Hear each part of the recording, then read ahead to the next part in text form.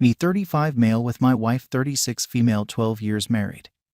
At a crossroad and need an outside perspective. We were married within a year and a half of meeting each other. We were madly in love with each other. We shared a love of politics and were focused on building our careers. We both come from Christian families that do not believe in divorce. We have 2 boys, ages 6 and 2. Starting with our first year of marriage, we had real problems. They revolved around my wife's expectations of a husband. This was a hard time for us. I was in my last year of law school during the day and working full-time at a law firm to support us. She was in her first year of law school and not working. We ended up in therapy. Basically, she wanted me to be home more, to do more housework and not to want to see friends, law school classmates. She also did not like the close relationships that my family had and expected that we would mostly sever those and focus on our family. She did not feel that she needed to sever any relationships with her family as they were fine. Bit of background. Her father is a retired college professor who did most of the housework and was always home.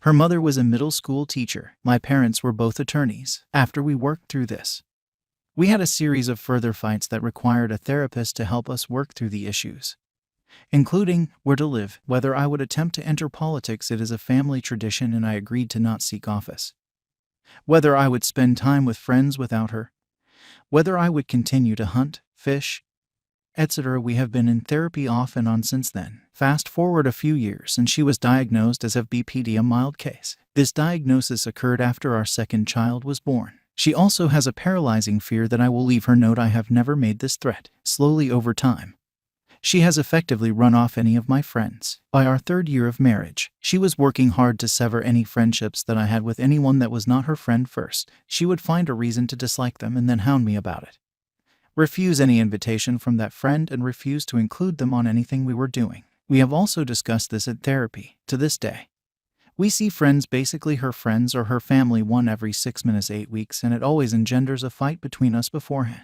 I am now a successful attorney with a nationwide practice. I generate enough work to keep 12 attorneys plus staff busy and still litigate cases myself. I am also an adjunct professor at a top 25 law school and serve on various boards, committees as part of my client development. Unfortunately, I am required to travel to do my job. Some years it is 30 nights away.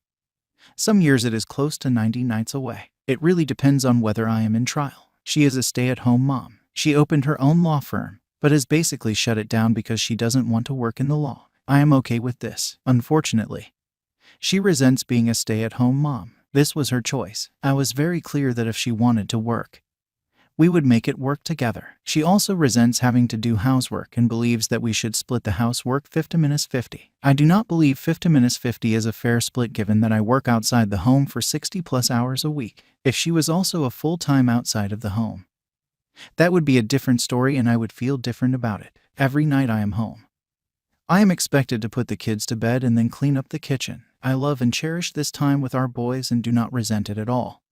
However, there are a few nights a year when I ask if she can do it because I am simply exhausted. She will rarely take me up on my request. I wake up with the boys every morning when the first one gets up.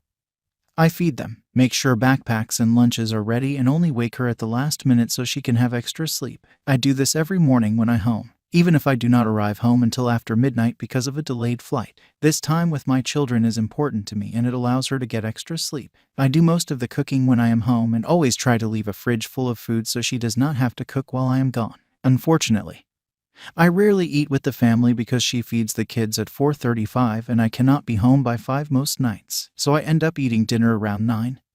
Alone. She holds it over my head that I do not join them for family dinner. But it is impossible to make dinner at 5 if I do not get into the office until 9 because I drive our oldest into school every morning I am home. We go in and out of a dead bedroom, basically.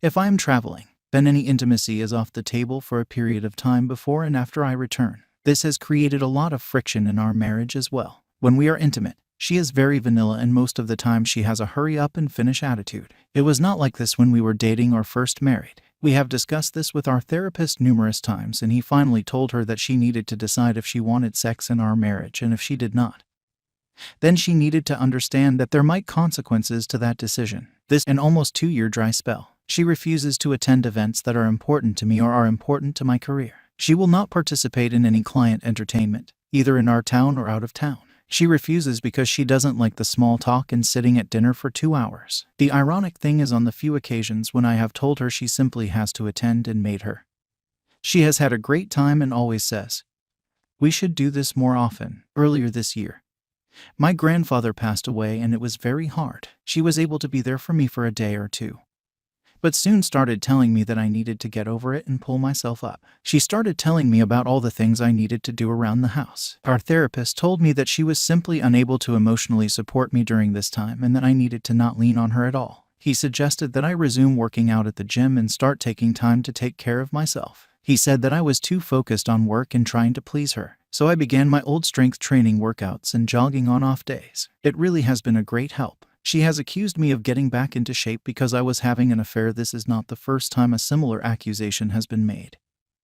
but I have never had an affair. About 2 months ago, while at a conference for work, an attractive woman lawyer kissed me in the back of a cab. There were others in the cab. I put a stop to it. I declined her invitation to come to her room. However, it has really started my gears turning about how my life could be different. After all of our therapy, it has become clear that she will get better as long as she is in constant therapy, but she will never be what I consider normal. The problem is that she will not stay in therapy long term because she believes I am the problem. She thinks simple solutions like "don't travel" will fix everything. She has this romantic idea that if we have no money for 2 or 3 years that we will sell our house, move to a small house and have a romantic life of scrimping and saving while I try to rejigger my practice and probably lay off 8 or 9 employees. I find nothing romantic in being broke and always wondering when I will get paid again. She doesn't see the very serious consequences of simple decisions.